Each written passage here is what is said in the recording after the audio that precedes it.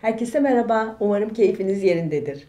Bugün size değişik bir şey söylemeye karar verdim. Olumlu düşünmeyin. Lütfen olumlu düşünmeyin. Son yıllarda çok moda oldu değil mi? Hepimiz birbirimize aman olumlu düşünelim, olumlu düşünelim, evrene olumlu mesajlar yollayalım deyip duruyoruz. Fakat sosyal medyadan gelen geri dönüşlerden sonra bu videoyu yapmaya karar verdim. Diyorlar ki olumlu düşünüyorum, düşünüyorum, hiçbir şey olmuyor. Neden olmuyor? Çünkü bunu hep söylerim. Siz bataklığa çiçek ekmeye çalışıyorsunuz. Yani doğduğumuzdan beri bilinçaltımıza ekilmiş bir sürü olumsuz zihin kodları var. Ve önümüze serilen hayat bilinçaltımızdan seriliyor. Oradan yaşıyoruz ne yaşıyorsak. Ama siz diyorsunuz ki bir gün aniden karar veriyorsunuz. Ben bugünden itibaren olumlu düşüneceğim. Ve bu bataklığa çiçek ekeceğim. Ne oluyor? Bunu yaptığınız anda bataklık o çiçeği içine çeker. Ve çok fazla gayret sarf etmek zorunda kalırsınız. Her gün, her gün, her gün istediğiniz kadar olumlama yapın. Bilinçaltınıza bakmadıkça, oradaki yaşantınızda engeller çıkaran şeyleri tespit edip üzerinde çalışmadıkça maalesef hayat istediğimiz gibi gitmeyecektir. Düşünsenize doğduğunuzdan beri bir sürü şey yaşadınız. Hepsi bunların bilinçaltınıza kayıtlı ve orada duruyorlar. Bilinçaltı her şeyi aklında tutar ve yaşadığımız şeyi de önümüzde ona göre şekillenmesini getirir. Mesela hayatınızda tekrar eden olaylara çok dikkatli bakmanız gerekir. Diyelim ki evlilik. Evlenmek istiyorum, evlenmek istiyorum diyorsunuz. Ama acaba bilinçaltınız evlenmek istiyor mu gerçekten? Buna bir bakmanız lazım. Nasıl bir çocukluk yaşadınız? Nasıl bir anne babaya şahit oldunuz? O içinde büyüdüğünüz evlilikte eğer sürekli kavga eden bir anne baba varsa, mutsuz bir evlilik varsa, hele hele mutsuz bir anne varsa, ona şahit olduysanız, bilinçaltı diyor ki ben evlenirsem aynı annem gibi olacağım. Aynı onun gibi mutsuz olacağım. Ya da anneniz babanızdan şiddet gördüyse bilinçaltı bunu tutuyor içinde. Ben evlenirsem kocamdan şiddet göreceğim, baskı göreceğim, özgürlüğüm gidecek. Arkada bu kayıtlar varken siz istediğiniz kadar zihninizle ben çok evlenmek istiyorum deyin. Bir şekilde o gelen ilişki bozulur. Evliliğe gitmez. Tam gidecek gibi olur, gene bozulur. Hayatımızda tekrar eden olaylar çok çok önemli. Hangi olay tekrar ediyor? Ve bu bilinçaltımda neyi bulmam için tekrar edip duruyor? Bu döngüyü kırmak için, yani bu da olmadı, bu da olmadı deyip biz ne yapıyoruz? Dışarıyı suçluyoruz. İşte yine olmadı. Hayat bana iyi davranmıyor. Hayat başkalarına güzel, bana hiç güzel bir şey olmuyor, hep kötü şeyler oluyor. Yine bu ilişkim de bitti, yine terk edildim.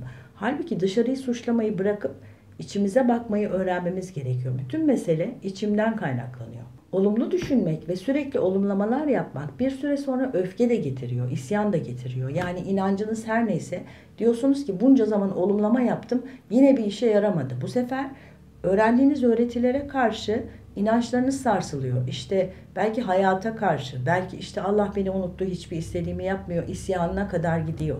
Yani bir öfke geliştirmek yerine bu olumlamaların hiçbir işe yaramayacağını, hiçbir işe yaramayacak demiyorum. Önce bilinçaltını temizleyeceğiz.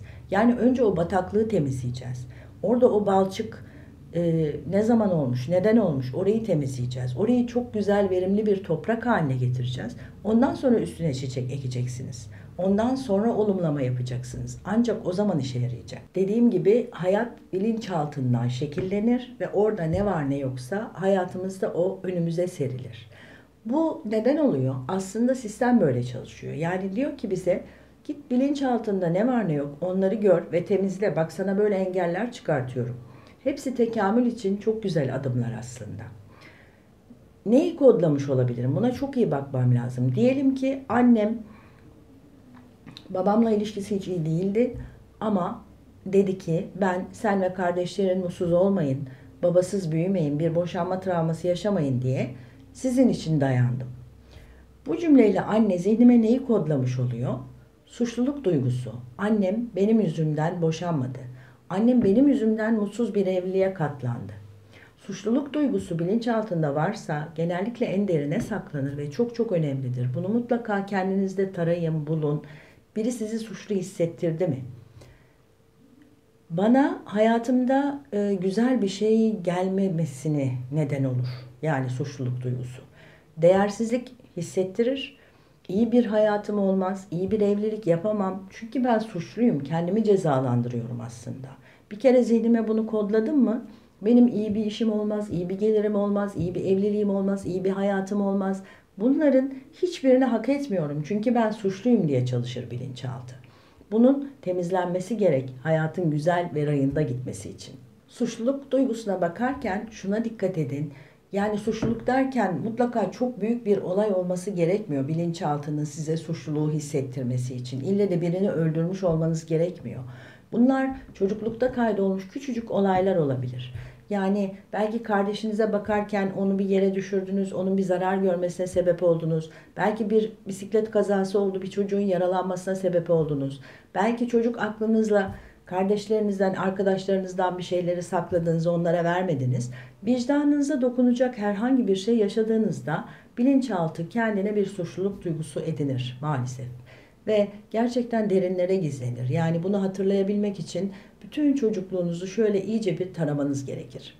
Yani artık hayatım neden yolunda gitmiyor, yakınmalarını bırakıp, bu olumlamalar neden işe yaramıyor, yakınmalarını bırakıp kendi bilinçaltımıza bakmayı öğrenmemiz gerekiyor. Mesela bir hastalık korkusu yaşıyorsam, aman yatalak olursam, aman başkalarına muhtaç olursam gibi bir korku yaşıyorsam, çocuklukta mutlaka böyle bir sahne görmüşümdür. Ya parasız kalırsam, korkusu yaşıyorsam çocuklukta parasız kalmış, sokakta kalmış, evsiz kalmış, belki evimize haciz geldi, belki komşunun evine haciz geldi. Bu tip sahneleri bilinçaltıma kaydetmiş olmalıyım.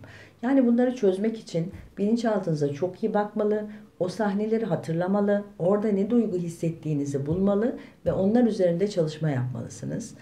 Ee, Ancak ondan sonra hayat istediğimiz gibi şekillenecek ve üstüne yapacak olduğumuz olumlamalar da işe yarayacak.